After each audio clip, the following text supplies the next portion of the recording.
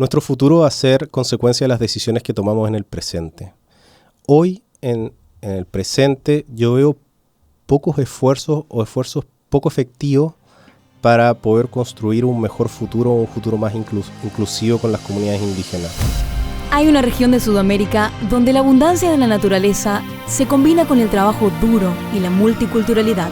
Una región frágil pero resiliente, donde la vida silvestre subsiste y en la que la gente sale adelante pese a la adversidad. Acompáñanos a conocer el Chaco y su proceso de desarrollo, desde sus diversas aristas y sus múltiples miradas.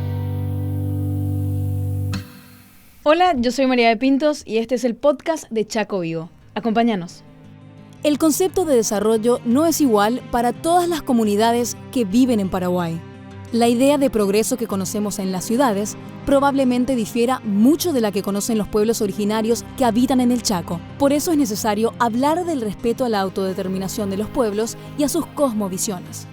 Rodrigo Rojas, presidente de la Fundación Natán y activista de la erradicación del hambre y la superación de la pobreza de las comunidades indígenas del Paraguay, explica en este episodio la necesidad de posicionar el interés de estas comunidades en las políticas de desarrollo.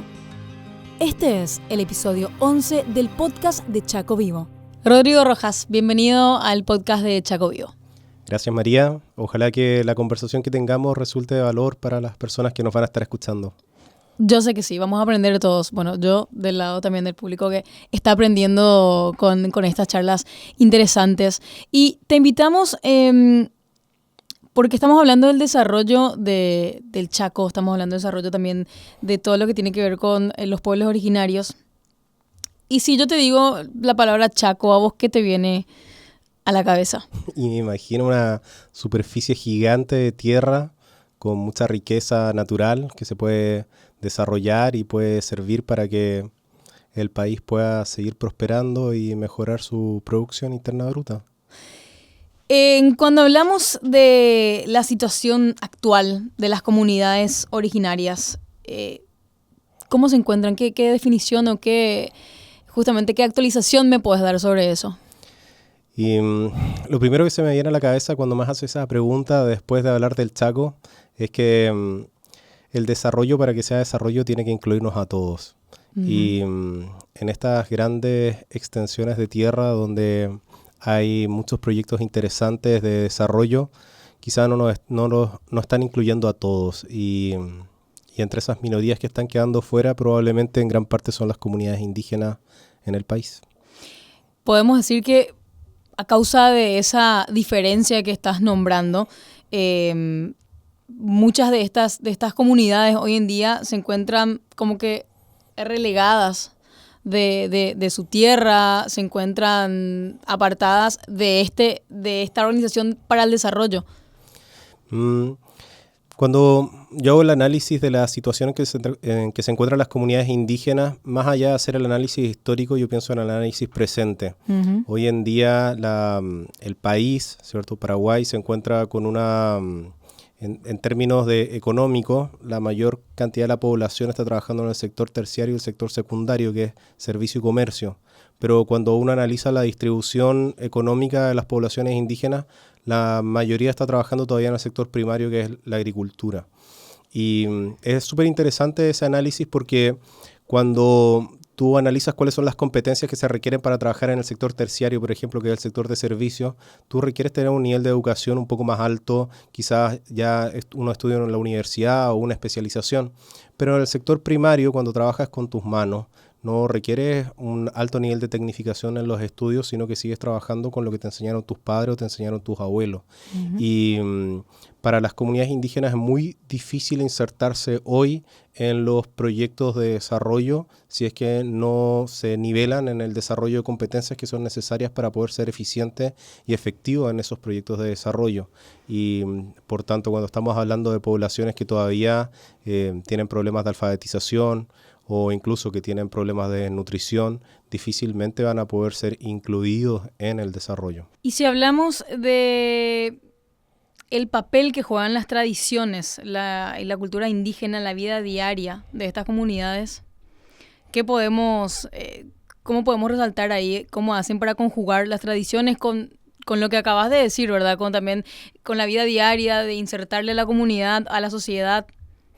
Entonces es muy interesante la pregunta acerca de las tradiciones, porque cuando nosotros hacemos un análisis del tipo de comunidades indígenas que tenemos en el país, nos damos cuenta que hay 3 tipos de comunidades indígenas. Hay una primera que es la comunidad indígena urbana, que son personas que ya migraron a la ciudad y son segunda, tercera, cuarta o quinta generación de familia que están naciendo en la ciudad, que ya se empieza a mimetizar con el contexto urbano. Hay un segundo grupo que son las comunidades indígenas rurales, que viven en el campo, en el interior del país, que viven tratando de mantener lo más posible sus tradiciones, pero también adaptándose a los modelos productivos o a las cadenas de valor en las que se pueden insertar dentro de esos contextos en los que están. Porque viste que es muy difícil que las comunidades indígenas vivan desde la manera romántica en la que uno se imagina hace 500 años. Y ahí es donde está el tercer grupo, que son las comunidades indígenas de exclusión voluntaria, que son pequeños grupos o familias o clanes que tratan de vivir como vivían sus ancestros, pero hoy en día tenemos muy poca data acerca de ellos. Se estima que podrían ser menos de 300 los que hay en el país que están migrando en el norte de Paraguay y el sur de Bolivia, donde las fronteras para ellos son menos fronteras de lo que son para nosotros. Claro. Que ellos tratan de mantenerse excluidos de todo este proceso, entre comillas, de civilización en el que estamos. Pero la gran mayoría de las comunidades indígenas en el país se insertan en el sector de comunidades indígenas rurales, donde aceptan que viven en territorios que están cercados, ¿cierto? Que tienen título de terreno, por decirlo de alguna manera, y tratan de aprovechar los recursos disponibles dentro de ese terreno para poder insertarse en cadenas de valor que están en la zona de influencia en las que están. Por ejemplo, producción de mandioca. La mayoría es producción de commodity, y tratando de mantener al máximo sus tradiciones. O sea, hay un mix ahí que está ocurriendo. Que digamos que ese sector, en el sector rural, es como que lo trabajan un poco más o intentan compensar de alguna manera ambos lados. Y yo me atrevería a decir que en la etapa en la que están viviendo las comunidades indígenas hoy en día, en el sector rural, vivimos en una etapa de ambigüedad, donde las comunidades tratan de mantener sus tradiciones al mismo tiempo que sale una nueva versión de un teléfono celular y quieren tenerlo también. Entonces, no es que sea sencillo el límite de qué quieren mantener y qué quieren no mantener, sino que es un proceso vivo que se va adaptando, y yo te diría que por día. O sea, hoy en día vivimos en una sociedad mucho más vertiginosa de lo que era hace 10, 15 o 30 años, donde los cambios son mucho más rápidos, mucho más permanentes, y ellos tratan de insertarse en ese contexto. O sea, imagina que habrá alguna familia indígena que tiene un televisor en su casa y ve una película y dice, y eso está ocurriendo, ¿me explico? O sea, ve eso que está ocurriendo, que existe, y por qué no van a querer adaptarse si ven que su vida se simplifica con un teléfono celular o que se simplifica con una moto. ¿Me explico? Totalmente, totalmente. Sí, y lo que pensaba mientras me estabas justamente dando esta respuesta es que es muy común escuchar también a veces, pareciera las personas que ven a los pueblos indígenas, ¿por qué tiene un celular? ¿Por qué tiene una moto? Es como que la sociedad misma le cuestionan esa, como vos decís, adaptarse a la sociedad, o esas ganas, o lo que sea. Claro. El otro día estaba hablando con un amigo que es abogado ambientalista y me decía que antes toda la estrategia país acerca de los indígenas en el país tenía que ver con el ministerio, el departamento, la Secretaría de Medio Ambiente. No conozco bien el nombre técnico que se utiliza acá en Paraguay para referirse a ese departamento. ¿Y eso qué te hace pensar si es que piensas que toda la estrategia acerca de los pueblos originarios está relacionada al ambiente? O sea, claramente se le está viendo como un recurso natural, y no son un recurso, son un ser humano. Antes el INDI estaba en función del Ministerio de Cultura, pero los indígenas no son un recurso patrimonial de la sociedad. O sea, ellos son seres humanos que tienen todo el derecho de decidir qué es lo que quieren hacer con su vida. Por eso que nosotros, al menos desde la Fundación Natán, tratamos de abogar sobre el respeto a la autodeterminación. O sea, cada persona tiene el poder de determinar cuál es la dirección que quiere tener de su vida y es responsable de las decisiones que va tomando. Ahora, evidentemente en el contexto indígena las oportunidades son mucho más limitadas que una persona que tiene una situación económica media alta, donde sabe leer y escribir, ha desarrollado un montón de habilidades y competencias que le permiten ser mucho más atractivo para el mercado y, bueno, las oportunidades van en función de los recursos que uno tiene, ¿me explico? O sea, intelectuales, económicos, etcétera. Y las comunidades indígenas hoy en día están muy relegadas a las condiciones en las que se encuentran, que son condiciones de alta vulnerabilidad. Es importante lo que mencionabas recién, la autodeterminación, ¿verdad? Para los pueblos originarios en Paraguay, ¿verdad? El significado que tiene esa palabra también. Y en cuanto, por ejemplo, a los principales obstáculos, por decirlo de alguna manera, ¿verdad?, que enfrentan estas comunidades en la lucha por sus derechos y por su autonomía, ¿cuáles podemos citar? Y esos son muchísimos. O sea, lo más importante, ¿verdad? El primero que se me viene a la cabeza es tener una buena nutrición en la infancia.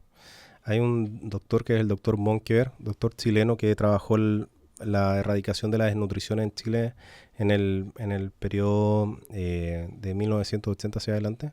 Y él descubrió que el cerebro, para que se desarrolle por completo, necesita de dos cosas, que es una buena nutrición y una buena estimulación temprana. Cuando el niño en los primeros 1000 días de vida no tiene una buena nutrición, su cerebro deja de producir vaina de mielina, que es una sustancia que recubre el axón para que la sinapsis sea mucho más efectiva. Y también el cerebro, cuando no tiene una buena nutrición en los primeros 1000 días de vida, es más chico. Y ese problema va a quedar en el niño para toda la vida. O sea, hay un montón de adultos indígenas hoy en día que tuvieron problemas de nutrición y hoy en día viven con las secuelas de ese proceso. Entonces, por un lado, yo te diría que la nutrición o una buena nutrición y una buena estimulación temprana son quizás una de las soluciones que va a repercutir a largo plazo más importantes que hay que implementar. ¿De qué manera podemos decir que se están organizando estos pueblos indígenas para tener una mayor o una mejor también representación y voz en las decisiones políticas, en las decisiones sociales? Uh-huh.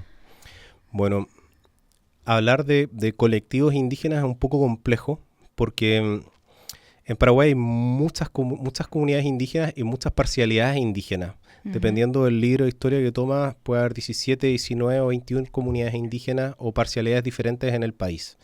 Y además de la cantidad de parcialidades, hay más de 700 comunidades indígenas que representan esas parcialidades. Entonces, agruparlos como una sola organización es muy difícil, es muy complejo y no todas tienen el mismo idioma. Viste que en Paraguay hay 5 árboles lingüísticos, ¿cierto? Donde el principal es el guaraní, que hablamos en el país, sí, ¿cierto? El idioma. Entonces, es un desafío muy grande el implementar proyectos de gobernanza que agrupen, organicen y colectivicen, entre comillas, a estas parcialidades.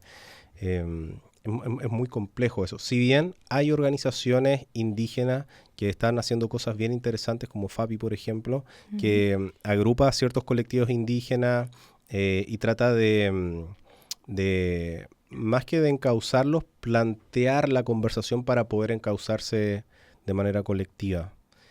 Pero es un tema difícil. Hay organizaciones sin fines de lucro que agrupan a comunidades indígenas, pero más que eso complicadito. Es muy complicado, sí. ¿Cómo podemos decir que impactó cómo impacta hoy en día en las políticas de desarrollo económico en estas comunidades? Bueno, hay iniciativas que apuntan a mejorar la calidad de vida de las comunidades indígenas, principalmente en el interior del país, ya que las comunidades indígenas urbanas se mimetizan con las problemáticas de la ciudad, ¿cierto? Uh-huh. Y hay proyectos de vivienda, hay proyectos de desarrollo agrícola, ¿cierto? Pero la mayoría de los proyectos que yo he visto, al menos, son iniciativas que van languideciendo con el tiempo y van perdiendo energía o van perdiendo monitoreo. Veo pocos resultados ahí, al menos de mi parte. No podemos hablar de un ejemplo concreto, entonces, si van perdiendo fuerza, básicamente. O terminan los proyectos en la nada. Hay iniciativas que se sostienen, por ejemplo, hoy en día hay muchas comunidades indígenas que tienen vivienda, uh-huh, ¿cierto? Gracias a un proyecto que se llama Ogaí, que está bueno porque le da casa a la gente, pero no necesariamente las construcciones eran de buena calidad o no se utilizaron los materiales adecuados. Entonces a mí me ha tocado ver muchas viviendas que hoy en día están hechas pedazos, ¿cierto? Entonces no eran de soluciones definitivas, pero por otro lado hay otras viviendas que sí se mantienen y es una solución efectiva para la gente en vez de vivir rodeado de madera, tierra, ¿cierto? Uh-huh. ¿Cómo pueden las comunidades indígenas equilibrar justamente el desarrollo económico con, por ejemplo, la preservación de sus territorios, los recursos naturales? Bueno, la mayoría de los tratados internacionales o iniciativas internacionales que apuntan al desarrollo sostenible incluyen a las comunidades indígenas como un componente que debe ser considerado a través de procesos participativos. Uh-huh. O sea, si tú haces un proyecto de desarrollo en un área de influencia donde hay comunidades indígenas alrededor, tú tienes muchas guías sobre las cuales puedes apoyarte para poder mantener una relación que sea participativa e inclusiva con esas comunidades indígenas. O sea, tiene el convenio de la OIT, el 169, dependiendo del modelo de patrocinante que está utilizando, puede utilizar la guía de la IFC o la del Banco Mundial. O sea, los proyectos de desarrollo están obligados, de hecho, constitucionalmente y por la ley, hay decretos, ¿cierto?, que obligan a los proyectos de desarrollo a incluirlo. Ahora, para que tú puedas ser realmente incluido en un proyecto de desarrollo, tienes que tener una opinión que sea fundamentada. Eso significa que tengas un nivel educacional suficiente para poder entender cuál es tu situación y cuáles son las oportunidades que puedes aprovechar desde esa situación. Y hoy en día tenemos un gran problema de educación en las comunidades indígenas. Sí. O sea, tú te vas a una comunidad indígena, y te lo digo porque he ido, ¿cierto? Y veo y les preguntas cuántos saben leer y escribir y te levantan muy poquito la mano, o los que terminaron el colegio tampoco aprendieron a leer bien, entonces son analfabetos funcionales, ¿cierto? O no saben bien multiplicar o dividir. Entonces, para poder participar tú necesitas poder dominar ciertas cosas o tener ciertos conocimientos y competencias. Entonces el proceso se vuelve un poco paternalista cuando se busca incluir a las comunidades indígenas considerando ese contexto. ¿Cómo pueden, de alguna manera, estas organizaciones no gubernamentales y los gobiernos también, ¿verdad?, colaborar, pero eficazmente con las comunidades indígenas? Para que sea efectivo, tenemos que considerar que el proceso no es a corto plazo.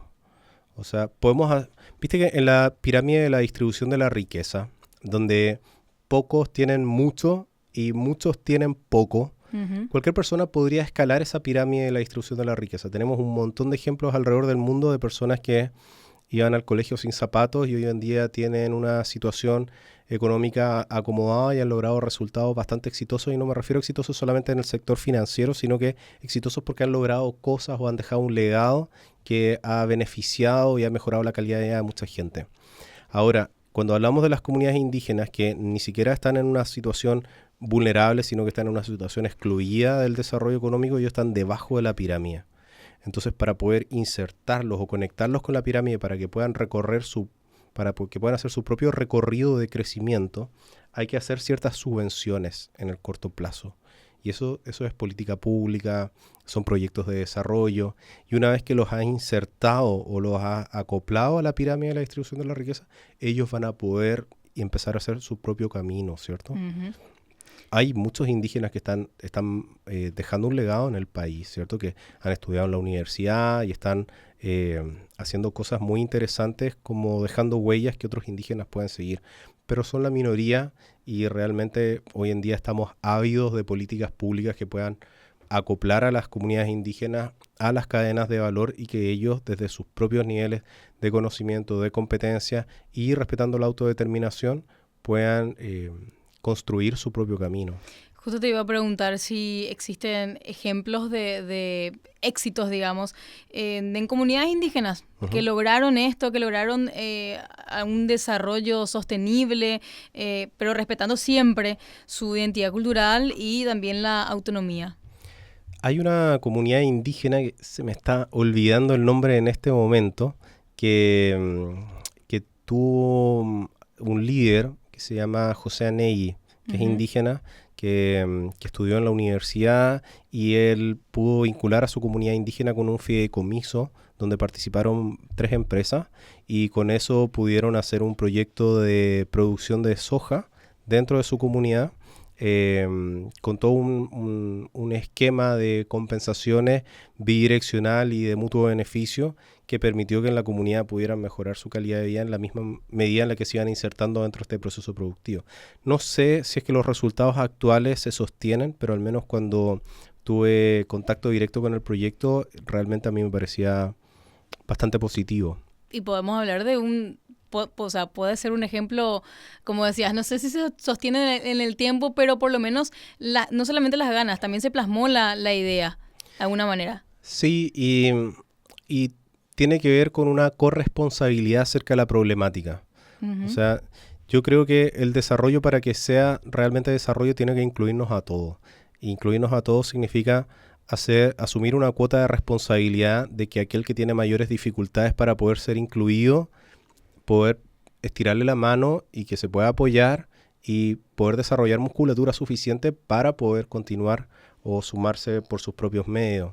Entonces, este me parece un proyecto interesante porque desde una iniciativa privada se asumió la responsabilidad de contribuir en un prójimo que necesitaba ayuda. Claro, un ejemplo local. Sí, un ejemplo local. Sí. ¿Cómo se visualiza el futuro de estos pueblos originarios en los próximos años? Qué difícil pregunta. Qué difícil. Yo te dije que iba a estar interesante la charla. Y nuestro futuro va a ser consecuencia de las decisiones que tomamos en el presente. Hoy, en el presente, yo veo pocos esfuerzos o esfuerzos poco efectivos para poder construir un mejor futuro, un futuro más inclusivo con las comunidades indígenas. Si queremos tener un mejor futuro de comunión o de buen relacionamiento y un futuro inclusivo realmente con las comunidades indígenas, es necesario que aboguemos por una mejor educación. Las comunidades indígenas, o sea, imagínate si hay niños que tienen que caminar 5, 6, 10 o 20 kilómetros para ir al colegio, ¿cuántas ganas tienes de llegar a ese colegio? Y cuando llegas, ¿cuántas ganas tienes de estudiar? ¿O cuánta energía te queda? Y si no tuviste un buen desayuno, ¿qué dificultad va a tener para aprender? Entonces el problema es mucho más complejo y el futuro de las comunidades indígenas depende mucho de lo que estamos haciendo en el presente. O sea, sin lugar a dudas, tendrían que haber cambios en la política pública. Probablemente el diseño e implementación de mejores políticas públicas ayudaría muchísimo. Igual, esto es una problemática latinoamericana en general, no es una problemática solamente en Paraguay. Pero sí, o sea, debiésemos implementar mejores políticas públicas que aboguen a una mejor nutrición. O sea, hay que tener seguridad alimentaria y seguridad nutricional y a una mejor inclusión en las cadenas de valor, que al menos que están en el sector rural, ¿cierto? Y que sea una inclusión real, con competencias y conocimientos que les permitan ser efectivos en el trabajo. Aquí yo he escuchado mucho el concepto de Ashinyaranga, no sé si lo has escuchado, sí, ¿cierto? Como claro. Como de pobrecito, y realmente hasta que no cambiemos la percepción que tenemos acerca de los indígenas, difícilmente vamos a poder construir contextos inclusivos que aprovechen la inclusión indígena a partir de las competencias y la seguridad que tenemos acerca de su capacidad de poder hacer un trabajo efectivo. Y eso requiere que la educación desde la primaria y la secundaria sea de mejor calidad. ¿Qué mensaje le darías o te gustaría transmitir entonces a la sociedad en general, ¿verdad?, sobre la importancia de respetar y apoyar los derechos de los pueblos originarios? Yo creo que, viste que uno siempre escucha el concepto del amor al prójimo. Y a mi infancia siempre me dijeron que el amor al prójimo era amar a tu próximo, o sea, al que tienes cerca. Y yo creo que nosotros como sociedad, más que solamente amar al que tenemos cerca, tenemos que convertir en tu próximo a quien necesita ser amado o convertir en tu próximo a quien necesita ser ayudado. Creo que todos tenemos una cuota de responsabilidad en acercarnos a las comunidades indígenas que son parte de nuestra sociedad, entender cuáles son las problemáticas que enfrentan y acercarnos a poder poner nuestro granito de arena en solucionar esa realidad en la que están viviendo.